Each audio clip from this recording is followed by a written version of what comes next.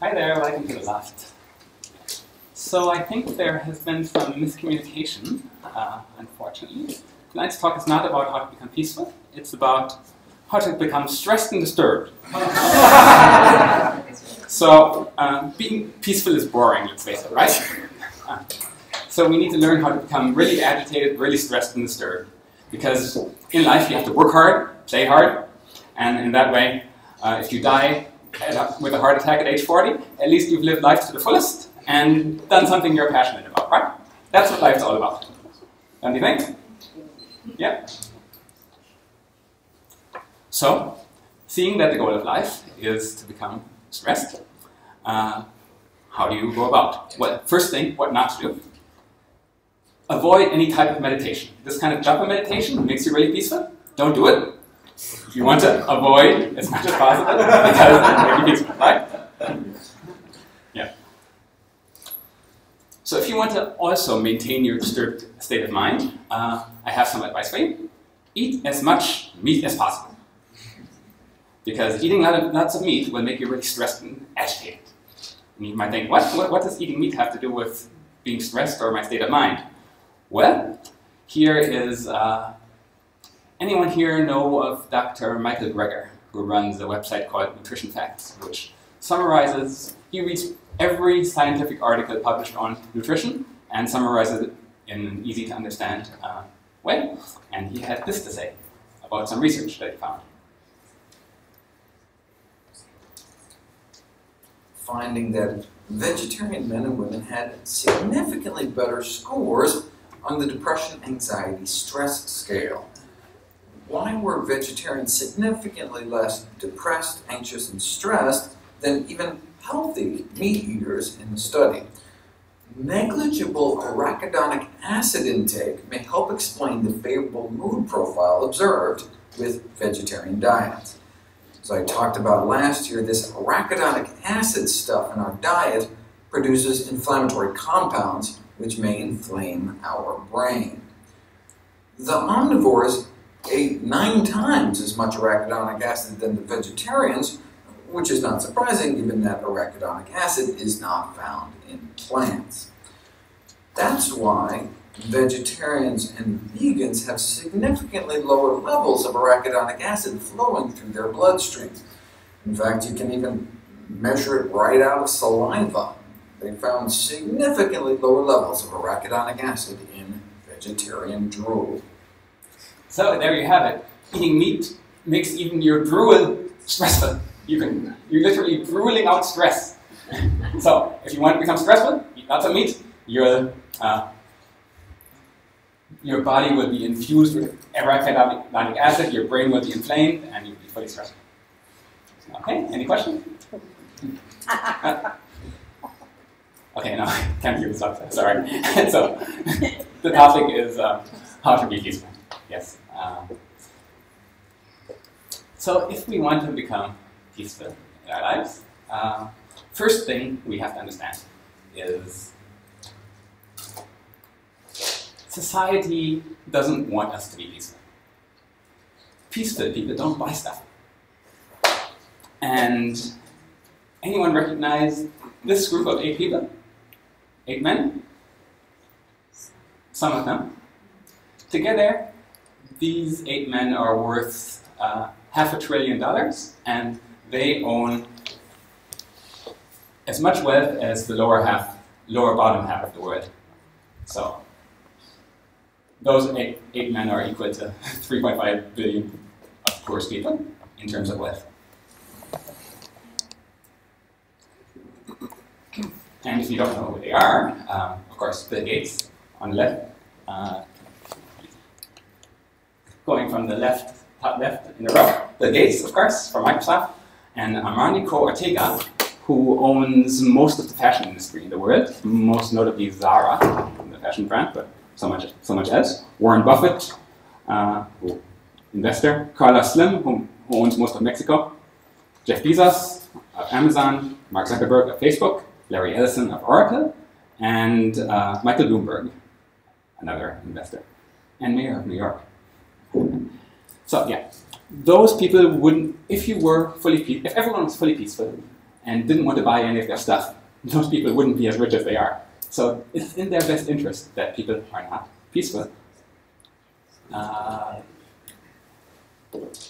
Lee Camp explains it pretty well. I have a video of him explaining the situation.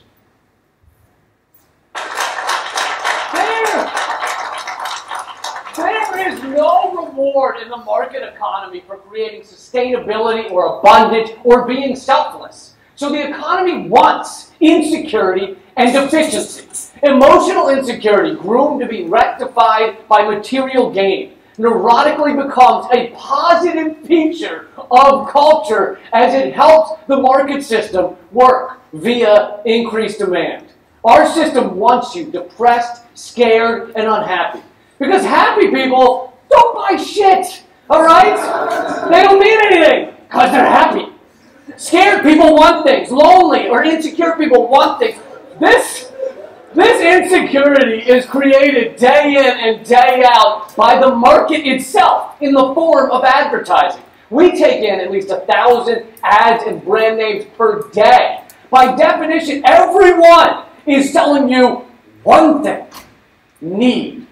At no point will one of these ads tell you that you're good enough, hot enough, or full enough. I mean, could you imagine such a thing? Oh, it's the new Hungry. So yes, the deck is stacked against us.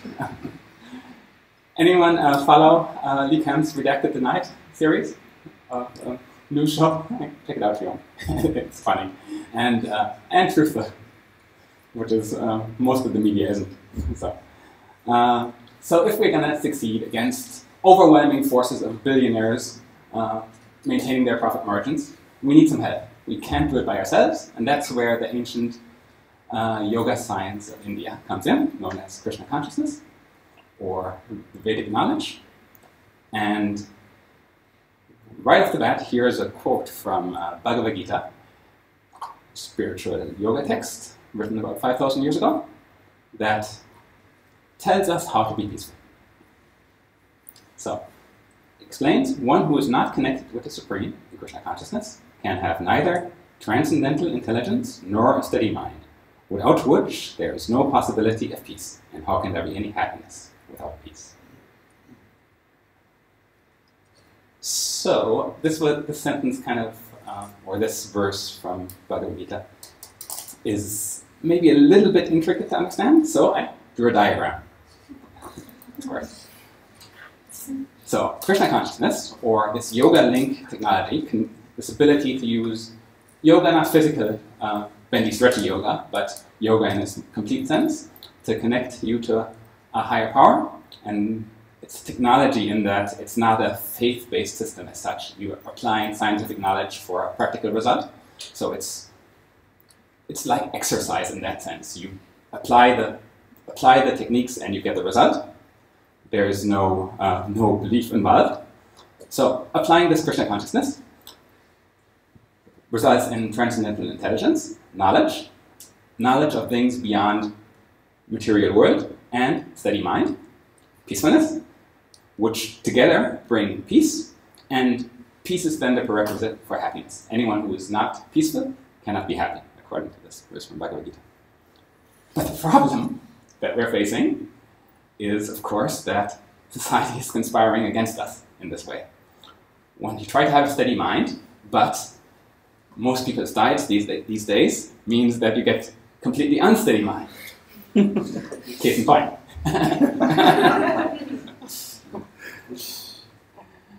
And then you try to have you try to develop your intelligence, but advertising and sugary drinks destroy your intelligence and you can't think straight.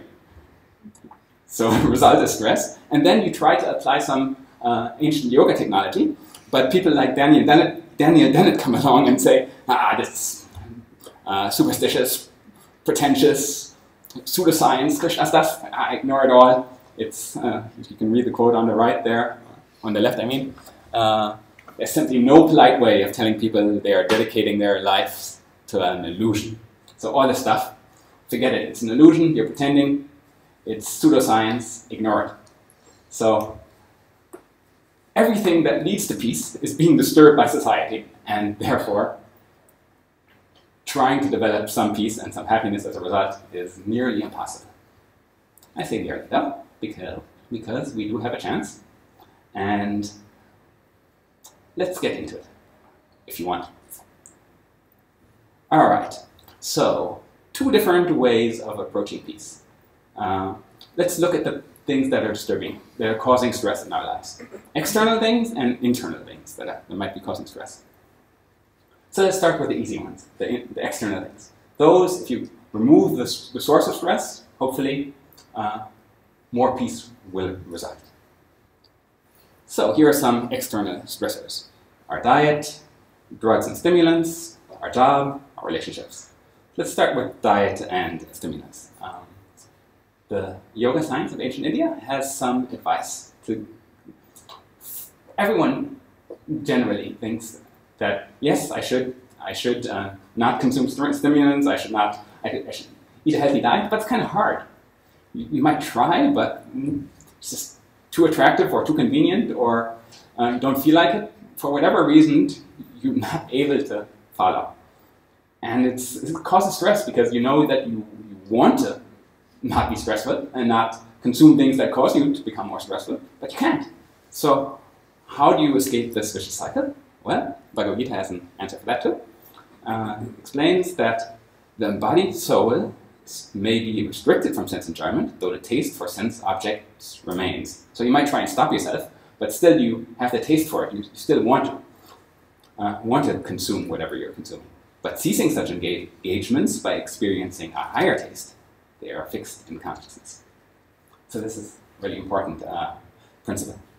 You can't stop desire, but you can replace desire with better things. If you have something better than some inferior product or activity, then naturally you don't desire the inferior thing anymore. If you have something completely superior in every way, then why would anyone want to do something inferior if you have the superior experience?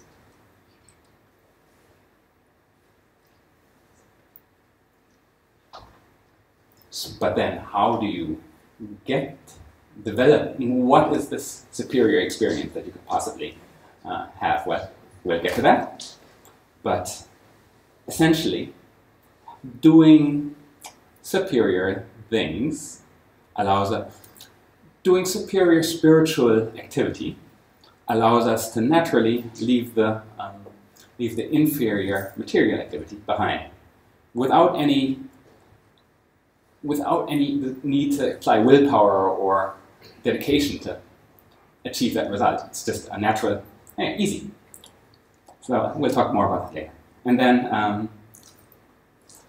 other external stresses, jobs and relationships. Well, jobs and relationships are, in one sense, easy, and in another sense, hard because we're attached to need money. But there are better jobs and worse jobs in the world. Some jobs are really stressful. Some jobs are less stressful. So a while back, a few months ago, I got this. This is an example of this. I got this email from a recruiter. For those that don't know, I work as a software architect. So this email. Your profile looks outstanding. I hope to find. I was hoping to find out if you are open to new opportunities. I'm searching for an expert in the cloud, AWS space, to work for a respected international business currently in a global drive across all business units. I'm confident that you'll be very interested in this role, including the career scope available and a salary package of circa lots of money. So my response to reading, does anyone here work for Amazon? Just before I select them all. No? Okay. My response to this was, no way. Seeing the number that they were quoting for the salary, there's only one company in New Zealand that pays that much salary for software architects, so I knew exactly who the recruiter was talking about. And I was like, no amount of money that you can possibly pay me would be worth the stress that that job would bring with itself. So I say, no, thank you. Because if you were reading the New York Times, you might have seen this article come out a few months earlier.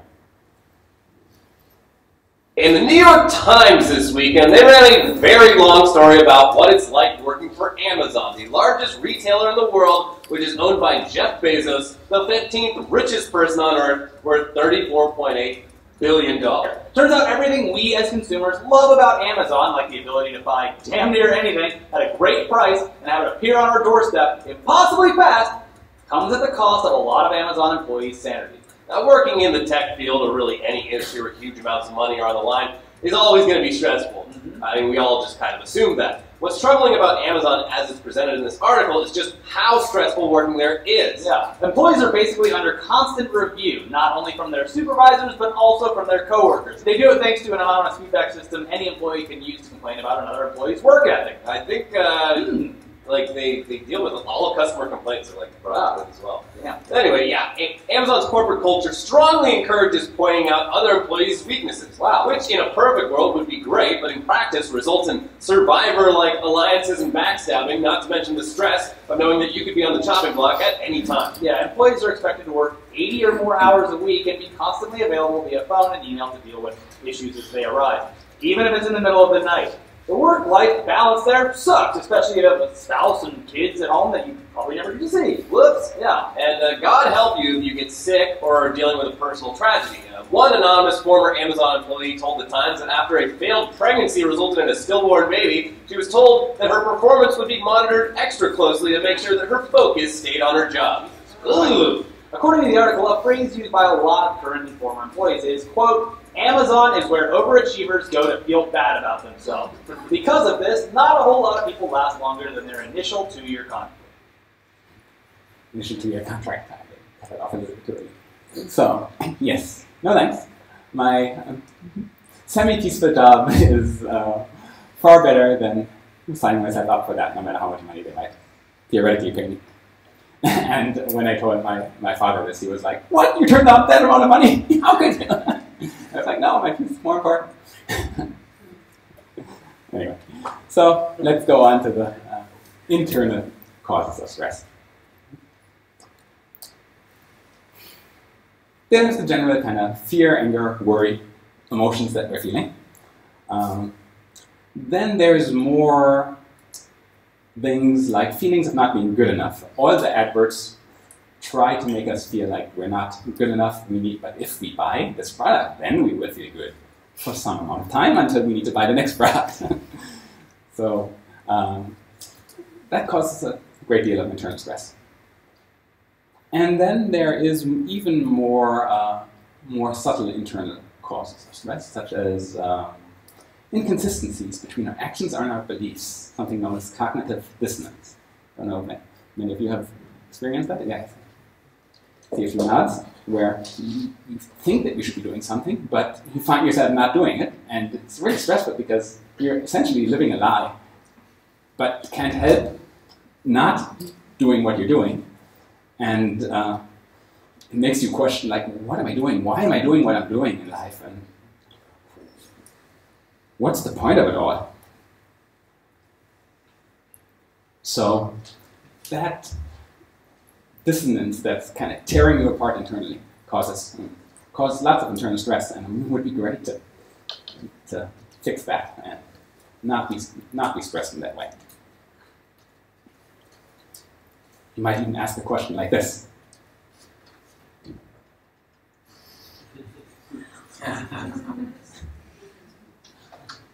Yes, right. Asking, am I wasting my life? Might ask your cat. So, what do you do? That's the big question. Well, we need to dive deep into transcendental knowledge.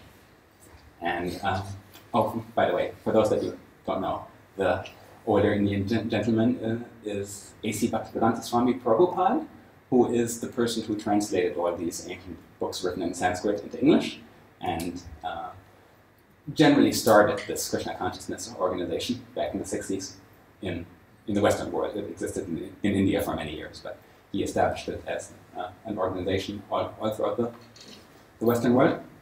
So, transcendental knowledge.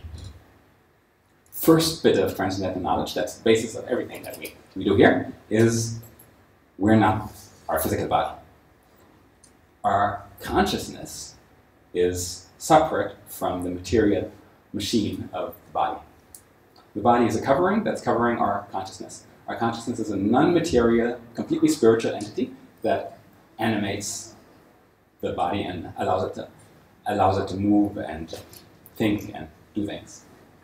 So you don't have to believe this necessarily, but let's accept it theoretically for the sake of argument. So considering hypothetically that this is true and our consciousness is not our brain, our consciousness is something outside of the known laws of physics, then a whole world opens up of possibility, and then you can make the experiment. And the more you learn, decide for yourself if this is indeed true or not. Of course, this goes against all teachings of materialistic science, but materialistic science track record in reducing people's stress isn't exactly good. So let's see where this leads. Next principle. Cause of stress, fundamentally, is that matter is temporary, all matter has a beginning and end, and all spiritual things are eternal. Spirit is outside of time and cannot be created or destroyed, whereas matter is very much within time, and all matter gets created and decays at some point in time. So, cause of stress is that all pleasure in the material world is temporary. I read this quote. An intelligent person does not take part in the sources of misery, which are due to contact with the material senses. Such pleasures have a beginning and an end, and so the wise man, or the wise person, does not delight in them. All things that you could possibly do to cause pleasure to your body will eventually stop causing pleasure. You cannot do those things forever. Every possible thing that you might think that, yeah, this thing makes me really happy, you try doing that for a year continuously. see how long it lasts. No, impossible. Try doing it for a few days continuously. It's gonna stop causing pleasure and will start causing distress. So inevitably you have to jump between things. Like, okay, that thing has stopped creating pleasure for me, I'll jump to the next thing, and that thing now causes some pleasure until it runs out, and then jump to the next thing, and keep jumping around. And this kind of causes, some things are much more long-lasting in their pleasure, like relationships with, a healthy relationship with another person is generally long-lasting in its pleasure, but everyone eventually dies, so that will come to an end too. Either you or the person you're in a relationship with. So yes, it might last for 50 years, although in today's society, most people divorce pretty after like 2 or 3 years. But you might be lucky and have a really great relationship. But even that will eventually come to an end. So, and what to speak of things like getting really drunk, that might cause some temporary happiness for a few hours, if you're lucky, and then cause major distress the next day. So here Bhagavad Gita is pointing out that a wise person goes, no thanks, I have better things to do. From a spiritual point of view, from a spiritual viewpoint, temporary pleasure is not good enough. You want pleasure that is eternal. You want happiness that is not limited by the quality of matter being temporary. And this is because matter is temporary, spirit is eternal. And if our consciousness, being spirit, is eternal, this consciousness cannot be satisfied with material things which are by nature temporary. So, what do? If this is indeed true, and your consciousness is crying out for eternal pleasure, what do? Some people do this.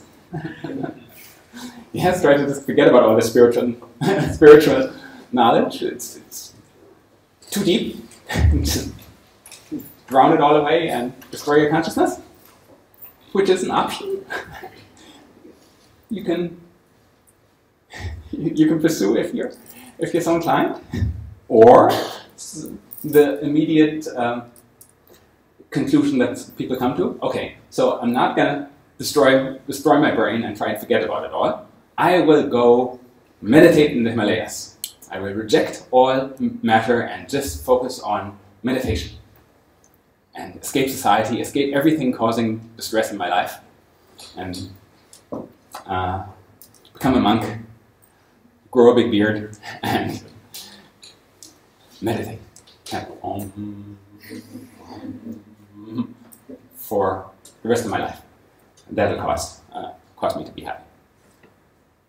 But there's a problem with this, though. But first of all, who can do that? I certainly can. It's really difficult because we have so many desires, want to do so many things, and for most people, unless you're very special, going and becoming a monk and meditating in the Himalayas is hard. It's not something acceptable for most people. Most people is with our current kind of consciousness and society and what we're thinking. But then also tell you a story of, you know, Devamrita Swami, of course, who comes here occasionally, who's been practicing Krishna consciousness for about 40 years now, and is my spiritual teacher. So he tells the story that he was in a Southeast Asian country, and he met one Buddhist monk there, who had been a Buddhist for about 15 years and had been in silent meditation for the past 7 years. He was completely silent, didn't say a word, and was just meditating. For 7 years he was sitting there meditating all day. And one day, he was explaining to Devamrita Swami, while he was meditating, a group of locals came by in their truck, and the truck was blaring with distorted speakers an old song from the 60s. The song. Tell Laura I love her. Tell Laura I need her. Tell Laura I may be late. I've something to do that cannot wait. So after hearing this kind of kitschy song, this monk, tears started rolling down this monk's eyes, and he kind of screamed out, broke his vow of silence. He was like, he was got extremely emotional, and he was explaining. He was asking Devamrita Swami, why? I don't understand. I thought I'd mastered my mind, and I thought I'd mastered meditation. But this stupid song is affecting me so much that I don't know what to do. I'm destroying my Buddhism. Why am I so affected by this? Why can't I be peaceful? So Devamrita Swami explained to him that he's trying to control it. He's trying to forcefully control his mind and try to force this artificial peacefulness upon himself, where that's not his natural constitutional position. We're meant to be active. We're meant to have emotions. Trying to artificially stop emotions might work for some time, but eventually the mind, the consciousness that wants to be engaged will break through, and he's basically going about meditation and trying to be peaceful in the wrong way. He was very special to be able to do it for 7 years even. Most of us couldn't last for 2 weeks, but I certainly couldn't. But there's every chance of failing if in that kind of endeavor. A few people can do it.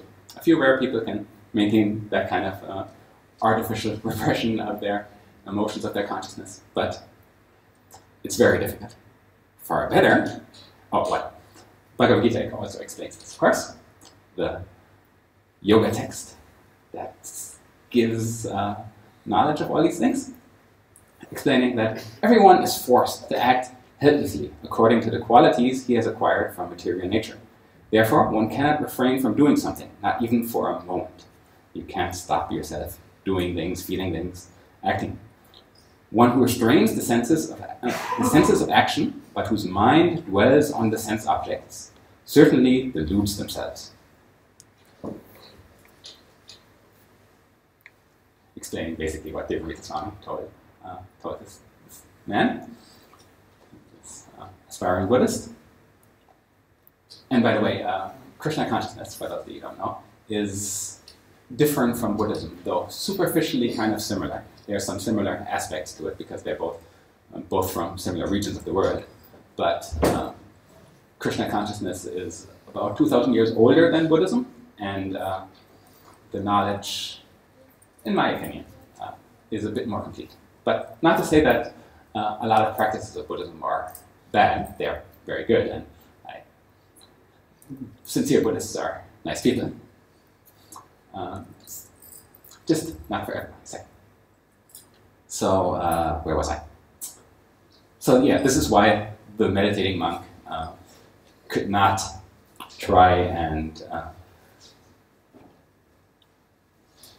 could not refrain from thinking and feeling, because by the very nature, by everyone's very nature, has to act according to the body and mind given to them by nature. So how do you, therefore, so then the question remains, what do you do? Well, Bhagavad Gita goes on to say, therefore, without being attached to the results of activity, one should act as a matter of duty. For by working without attachment, one attains the supreme. A Krishna-conscious person has no attachment for the result, but acts on behalf of Krishna alone. They engage in all kinds of activities, but they are completely non-attached. So this brings us a little bit closer to the secret of how to be peaceful. Not drowning oneself in alcohol, and not rejecting everything and going to the Himalayas and meditating, but acting without attachment to the result of activity. So you might ask, how do you do that? And what does that even mean? Try to explain it, but then more Bhagavad Gita to explain it better than I can.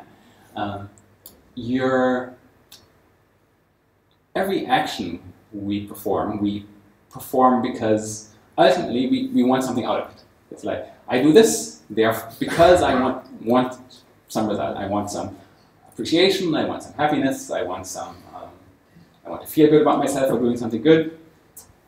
And then if that action results in, if whatever we do doesn't work out, we get really frustrated. It causes distress. Or if that action does work out, we think, yes, I'm the doer. I can execute activities and get favorable happiness results. And then when the next thing doesn't work out, we get really stressed.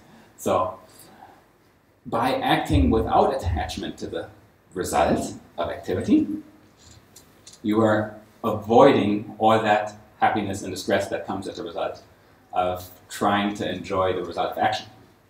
And therefore, no cause of distress from actions not working out.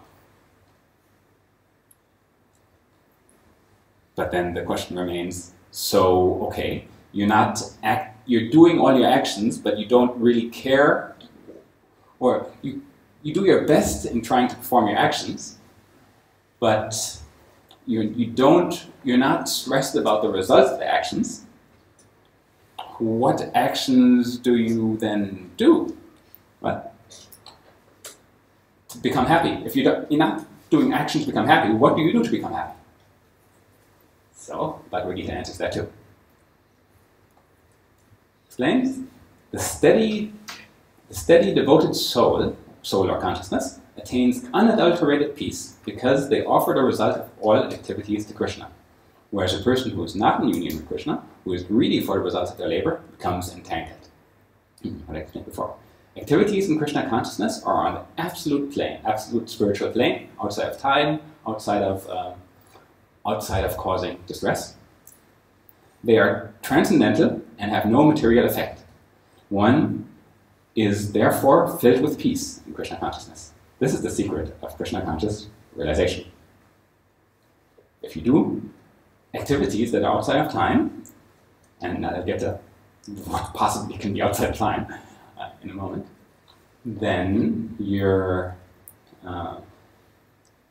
not doing activities that are temporary in nature. You can keep on doing this activity forever and forever derive happiness from it, and therefore not be attached to any distress. Make sense? Kind of? If such activities exist, what could you possibly do that's an absolute claim, transcendental to matter, and has no material effect, and is filled with peace? Well, before I get to what you can do, one more verse from Bhagavad Gita that explains how this works, how and why this works. To act in Krishna consciousness is the duty of every living entity, because all are continually parts and parcels of the Supreme. Everything is one in connection to Krishna, to the Supreme. The parts of the body work for the satisfaction of the whole body. The limbs of the body do not act for self-satisfaction, but for the satisfaction of the complete whole. Similarly, the living entity who acts for the satisfaction of the supreme whole, and not for the and not for personal satisfaction, is the perfect sannyasi, the perfect yogi. The perfect yogi acts for the satisfaction of the complete whole. So the analogy given is like a tree. You water the root of a tree, and the tree sucks up the water through the stem and distributes it to all the leaves. If we are all the leaves, if we water the stem, if we do activity that furthers the complete supreme consciousness, then automatically everyone, all the leaves, all of us, become peaceful and satisfied. If we try to water the leaf, the water just evaporates off, and we might get some temporary happiness, but very quickly happiness evaporates and have to apply more water. So then, I think you're wondering, so what do you do? What do you do practically? Anyone wondering that? Yes, okay, I'll tell you. 4 main activities, although there are a lot more. Start with reading spiritual books, reading things like Bhagavad Gita, like I've been quoting from. Contains all the spiritual knowledge, and simply by the act of reading, you get some happiness, because you're going, wow, this is amazing. Why did I not know this before? Why is this not taught in school everywhere? This is amazing. This is like profound truths about the universe and myself and my consciousness and everything. So you get some transcendental happiness to that. Then there is meditation, and the meditation we practice here is japa meditation, which uses beads to focus the mind, and mantras, spoken mantras to focus the hearing and the speech. So that makes it a lot easier to focus than just meditating silently. And we chant ancient sacred mantras from this Krishna literature that are recommended for the age we live in. And I think all of the practitioners of Krishna consciousness do some meditation like that every day. And that helps the peace. And this meditation, you can do it for hours. There's 24-hour meditation sessions where people just do this japa meditation for hours and hours and hours, chanting the same mantra, basically Hare Krishna mantra, though there are a few others, but primarily the Hare Krishna mantra, and go on and on. It's the same 3 words over and over again. You try chanting Coca-Cola, Coca-Cola, Coca-Cola for an hour, it drives you insane. But you chant these 3 mantras, and you can go on, and they keep creating happiness. Then there is the music, of course, that you've been experiencing, and after this talk there'll be some more music. And finally, the spiritualized food. All the food is cooked with spiritual consciousness and offered to Krishna in a simple ritual, which spiritualizes the food and allows it to be not cause distress. And of course, it's vegetarian, needless to say. It doesn't cause distress, and actually elevates our consciousness and increases our connection with the Supreme. Therefore, increasing our connection with the root of the tree, and resulting in more of this distributed, watering the root happiness being channeled into our consciousness. So practically, the experience of this that I myself have experienced when I first started doing this is it's like it's like the sun lifting fog from a path.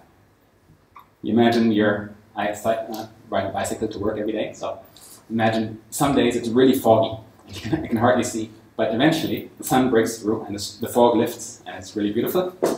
The cold, wet feeling of the fog lifts and it feels warm, and that kind of, I find, that's the feeling I felt, and that was one of the main things that convinced me there.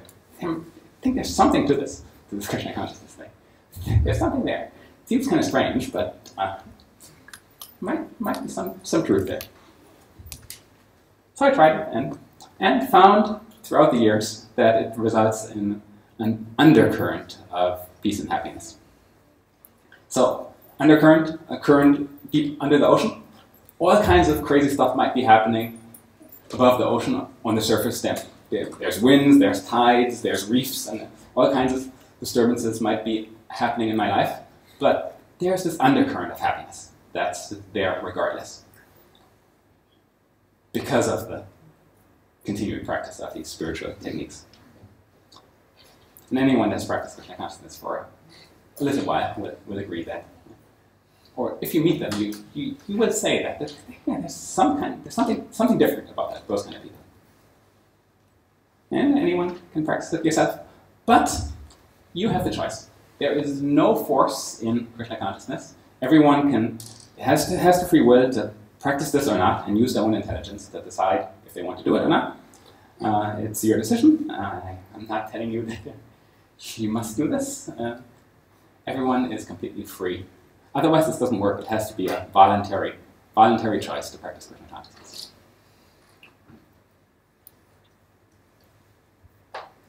So, thank you very much. Any questions?